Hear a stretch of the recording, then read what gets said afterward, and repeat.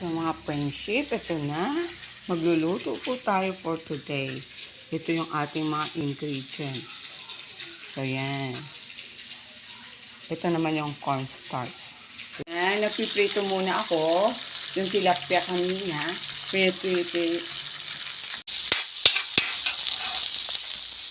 Ihulog na rin natin ang luya. Suka.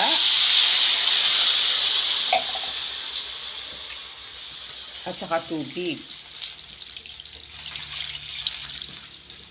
Ihulog na ang tomato paste. Ayan. Parang na-fall lang. Ihulog na rin ang carrots. Ihalo-halo at hayaang makulo ito. Ang red and green pepper. Ang isunod po natin. Pangpalasa, asin o patis. Bahala na po kayo.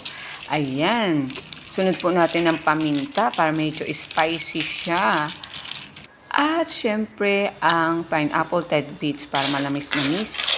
At sugar kung kulang po sa tamis. At isunod natin ang cornstarch. Ihulog na ang prinito natin kanina. At ito na ang sweet and sour tilapia.